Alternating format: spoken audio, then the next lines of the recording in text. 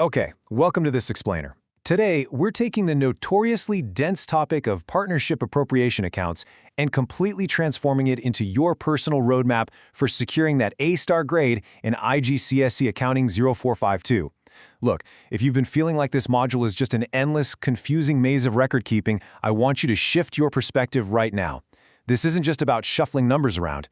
We're talking about the fundamental bridge between basic data entry and actual, high-level financial intelligence. By the end of this session, you are going to be thinking exactly like a top-tier financial analyst. Let's get into it.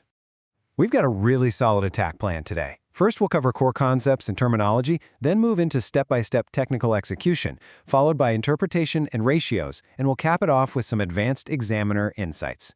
Starting right off with Section 1. Core concepts and terminology. Let's build that foundation. So here's the deal. For the 2026 syllabus, Cambridge isn't messing around. They require 100% accuracy using updated, modern international terms.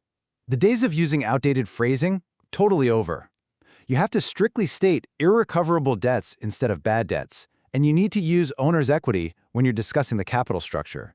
Memorizing these isn't just a vocabulary exercise, you know? It actually proves to the examiner that you're operating with modern financial intelligence, and it stops you from throwing away super easy marks on basic definition questions. And that brings us to the absolute bedrock, the accounting equation. Assets equal liabilities plus equity. Imagine a partnership introduces new capital by bringing in a vehicle worth $10,000. What happens? Well, assets go up by $10,000 and equity goes up by $10,000.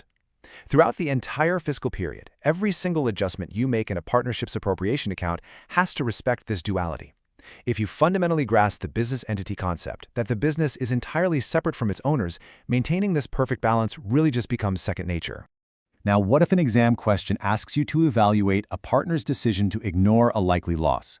Recognize immediately that this is a massive red flag. It's a direct violation of the prudence principle. When someone overstates a partnership's profit just because they didn't want to account for a probable loss, they're severely misleading the banks, the owners, and the tax authorities. These parties rely on the absolute integrity of your reporting for the decision-making. The golden rule? Always be prudent. Anticipate your losses, but absolutely never anticipate your profits. Beyond just those new terms, there's a whole arsenal of crucial vocabulary you need to master. Think of concepts like accrued, prepaid, realization, consistency, and historical cost as your personal diagnostic tools. For example, knowing exactly when to apply the historical cost principle versus net realizable value, that is going to save you from cascading errors in your inventory valuation on paper too. You've got to actively apply these concepts to the really complex, multi-layered business scenarios they throw at you. All right, moving right along to Section 2, step-by-step technical execution. Let's talk about the how. Think of your accounting workflow as a strict, unbreakable chain of events. It all starts straight from the source, a business document, like an invoice or a bank statement, that feeds directly into your books of prime entry. Those update your T accounts, which then allows you to extract a trial balance, and finally, you draft those polished financial statements. If you skip a step or jump the gun, your partnership accounts will literally collapse. The procedural flow is everything. Despite all the modern software out there, the classic T account remains the absolute gold standard for representing the double entry system. You have to master balancing these perfectly. Actually, let's do a quick pause and attempt right here. Imagine your debit side totals $5,000 and your credit side is $3,000. What is your balance carried down and which side does it go on? Go ahead, pause the explainer and figure it out. All right, got it? You need a balance carried down of $2,000 on the credit side to balance the account.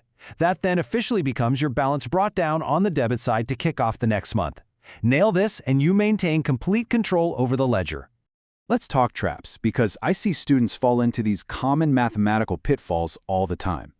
Miscalculating trade versus cash discount percentages is a classic one. Remember, a trade discount is applied before the transaction is even recorded in the main ledger accounts. But a cash discount? That directly affects your final profit and loss. Do not mix them up. Another huge pitfall is just completely forgetting state symbols when you're dealing with manufacturing accounts. Avoiding these totally preventable errors is exactly how you hit that goal of 100% accuracy in your trial balance phase. Please burn this quote into your memory. You absolutely must rigorously show all your workings. This is especially true during complex adjustments like depreciation, inventory valuation, or correcting journal errors. The examiner actually wants to reward your logical process.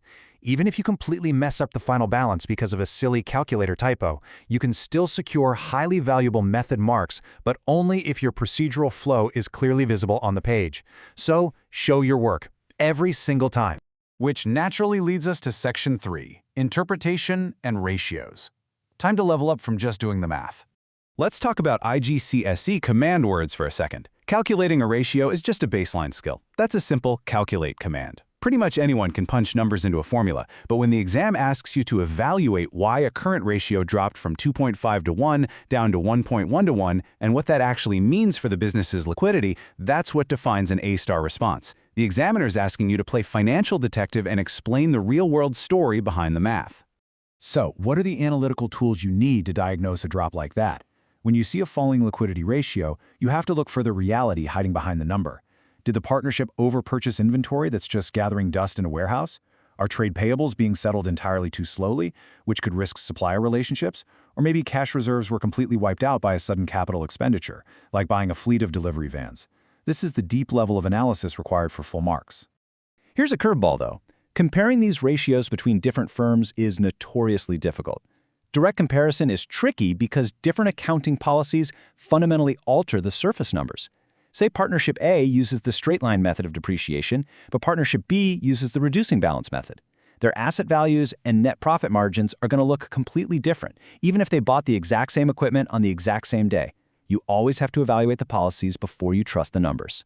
And we can't forget to analyze the quality of the profit. We have to look at non-financial factors, things like staff morale, physical location, and market reputation. These will never show up in a T account, but they absolutely dictate the true long-term sustainability and the return on capital employed, or ROCE, of the enterprise. Think about it. High profits right now mean absolutely nothing if your entire highly skilled staff is about to walk out the door tomorrow because of terrible morale. Always, always look beyond the ledger. Okay, let's wrap this up with Section 4, Advanced Examiner Insights. Let's get into the minds of the people grading your papers.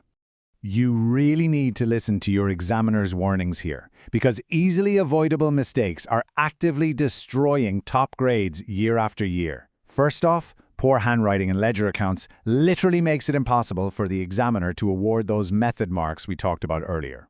Another massive failure point? Confusing revenue expenditure with capital expenditure. That mistake throws off both your income statement and your statement of financial position. And strategically, you have got to manage your exam time based on weightage. Do not spend 10 minutes agonizing over a basic 2-mark state question when a massive 12-mark prepare question is waiting for you on the very next page. The numbers you calculate on exam day are really just the symptoms. The day-to-day business operations are the actual vital signs. If you adopt the mindset of a true financial analyst, you won't just pass this exam, you are going to master it. So, as you step away from this explainer and head back into your revision, I want to leave you with this to think about. How will invisible, non-financial factors secretly impact your next balance sheet analysis? Keep that in mind, and you'll do great. Good luck.